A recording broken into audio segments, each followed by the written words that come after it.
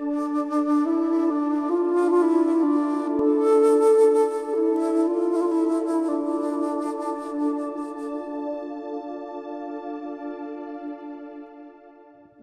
tout le monde. Alors, merci de m'accueillir, merci d'être là. Et namasté, c'est Ashti j'ai l'honneur de vous parler aujourd'hui à partir de l'Inde, dans le nord de l'Inde, à Rishikesh, où je me trouve actuellement. Et ça me fait vraiment très plaisir de prendre ces quelques minutes. Je vous imagine vraiment le cœur rempli, les ailes ouvertes, avec complètement nourri de partout, de cette belle rencontre que vous venez de vivre.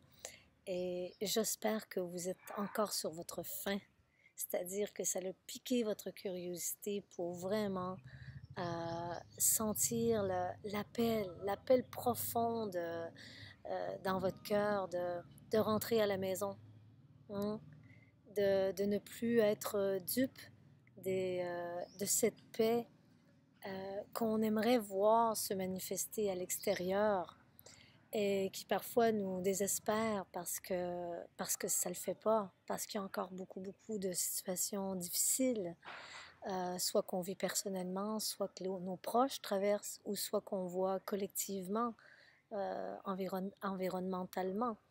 Donc, j'espère que ça vous laisse quand même avec avec une profonde envie de, de vous engager au quotidien à manifester cette paix que l'on est. Et ce que j'aimerais vous partager aujourd'hui, c'est ce que je vois, c'est que des fois, on peut se mélanger. C'est que des fois, on va essayer par plein d'efforts et plein de qui sont beaux, hein, de, de créer des situations qui sont paisibles, que ce soit à travers nos relations proches ou que ce soit au niveau de l'environnement, de notre société, au niveau dans notre travail. Et des fois, on trouve une porte fermée et on rentre à la maison et c'est un peu tristounet. Et on se dit, ben voyons, c'est quoi ce monde dans lequel on est? Et on peut se décourager. Et j'ai envie aujourd'hui de vous dire que, que cette réalité-là, peut-être qu'elle ne changera jamais. C'est-à-dire que tant qu'on va être dans un monde de dualité, il y a peut-être toujours des situations qui vont être paisibles dans notre vie qu'on va rencontrer et d'autres situations qui vont être moins paisibles, moins agréables, moins confortables et qui vont nous pétrifier. Et, et j'ai eu ma leçon il y a quelques années pour moi, où dans ma vie, en tant que guide spirituel, thérapeute, j'accompagne des gens depuis 28 ans, 25 ans à l'époque dans leur cheminement. Donc vraiment choyé de pouvoir côtoyer des gens qui ont soif de vivre, de vivre et d'incarner euh, cette vérité, d'être libre, hein, de toutes nos croyances, de toutes les idées qu'on a. Et, et une idée qu'on a, c'est que la paix, c'est statique. C'est qu'un jour, bien, on va vivre dans un monde où tout va être fleur bleue et tout va être très beau. Et moi, dans ma vie, les situations étaient assez paisibles, tout était fluide et je me disais, waouh, peut-être que j'ai vraiment trouvé cette paix dont les grands sages témoignent. Et est-ce que ça serait ça, la paix, que, dont j'entends tellement parler? Parce qu'en dedans, ça goûtait bon et à l'extérieur, ça se vivait aussi très joyeusement. Et pas plus tard que quelques mois après, où j'avais cette réflexion, je me suis fait arrêter. Je me suis fait arrêter par la justice française dans un grand roman de science-fiction qui a duré 3 ans, qui m'a amené en prison pendant 2 mois. Et du jour au lendemain, en plein milieu d'une retraite spirituelle que j'animais, les gendarmes sont venus et m'ont arrêté avec d'autres personnes. Et puis, et une grande saga a commencé pour se terminer 3 ans plus tard, comme s'il n'y avait rien qui s'était passé, tout était parfait. Mais pendant ces 3 ans-là, je peux vous dire que c'était vraiment pas paisible. Et ça a été toute une initiation pour moi de voir, mais où est-ce qu'elle est la paix? De quoi on parle? De fraternité, d'égalité, d'entraide.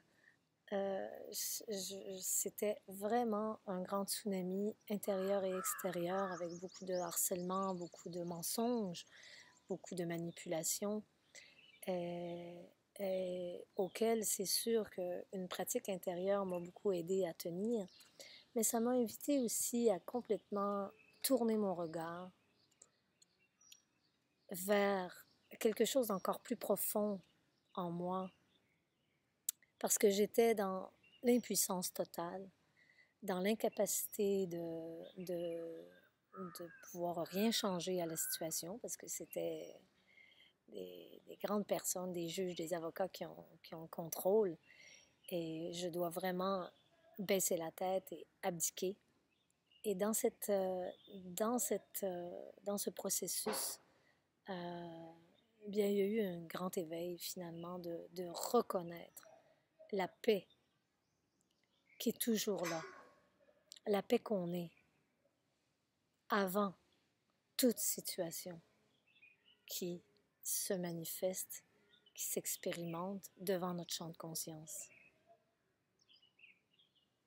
Cette paix-là, elle n'a jamais été blessée, elle n'a jamais été rejetée, elle n'a jamais été abandonnée, elle n'a jamais été jugée, elle est. On peut appeler ça l'amour aussi, on peut appeler ça la conscience, peu importe le nom, la grande joie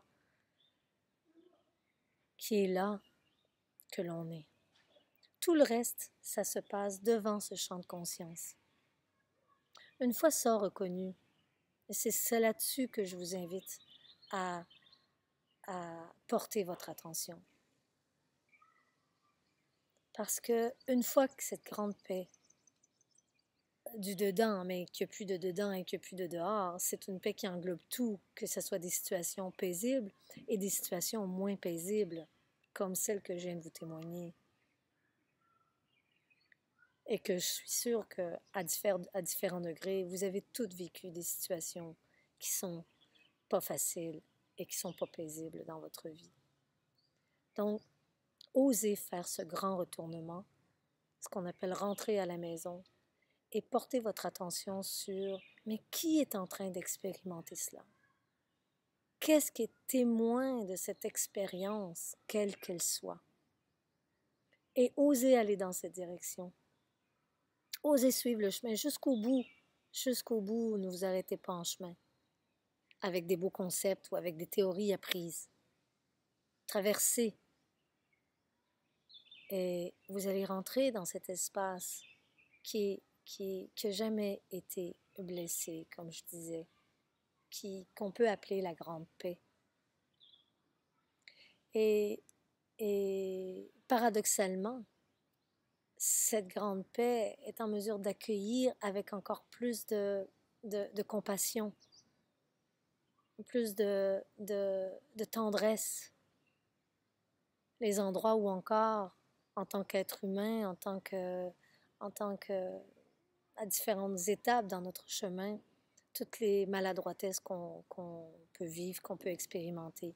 Et ça nous donne encore plus envie de s'engager de façon juste dans des actions à l'extérieur, qu'elles soient environnementales, qu'elles soient sociales, qu'elles soient politiques, qu'elles soient personnelles, qu'elles soient relationnelles, mais avec une clarté.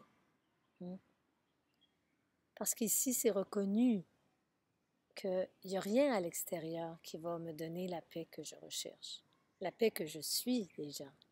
Et c'est tout ça qu'on cherche. Donc, j'espère que vous m'entendez à la juste place. J'espère que vous réalisez que, comme ici en Inde, depuis des semaines, il y a plein d'activités, il y a plein de gens qui se retrouvent et qui parlent de ce phénomène de la paix. Non, on n'est pas seul, vous n'êtes pas seul. Partout, partout, partout, il y a tout le monde, là, les gens qui prennent des engagements. Comme nous aujourd'hui, on peut lever nos mains encore ensemble. Faisons-le ensemble, à s'engager, ne serait-ce que pour une petite chose, à manifester au quotidien et à voir qu'on n'est pas seul, qu'on est tous ensemble, réunis dans cette grande invitation de reconnaître la paix que nous sommes.